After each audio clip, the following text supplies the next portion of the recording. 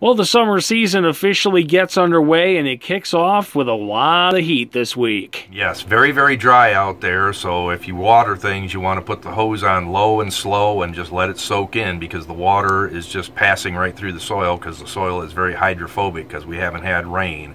And most of your things need 1 inch to 1.5 inches of water a week, so if you have newly planted trees or shrubs or even garden vegetables, you're going to need to water them very thoroughly.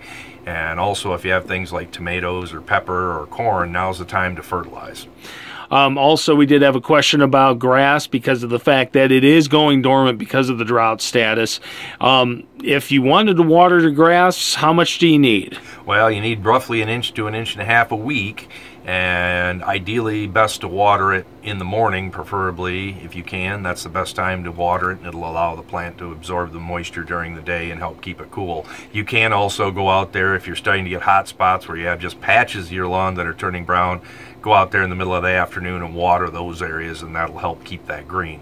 Don't mow. If you can avoid mowing, that will help, because that shades the soil and keeps the grass plant going.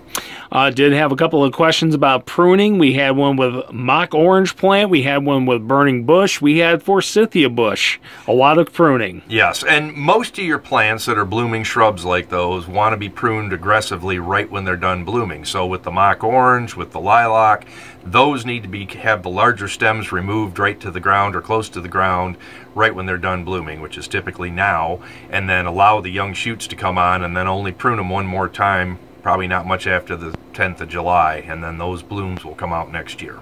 Also did have pruning grapevines and kiwi plants too. Yes, grapevines and kiwis are treated very similarly. They need to be pruned in late February or early March. You need to remove most of the new growth that grew last year and leave 2 to 3 sets of buds of that new growth. That's where the fruit will be produced. And we are inching closer to the unofficial National Poison Ivy Day, which is, well, we're scheduling it for next Saturday. Yes, with the 4th of July holiday coming up, people go camping, people go outdoors. It's a good idea to learn what poison ivy looks like, teach your kids what poison ivy looks like, because if you never get it any time in your life, you won't be unhappy.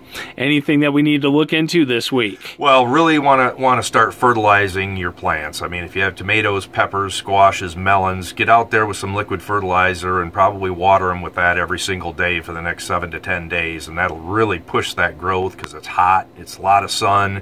Those plants are really needing the nitrogen right now, and they really should produce a good crop for you. All right, sounds good. We'll do it all again next week. All right, we'll see you then.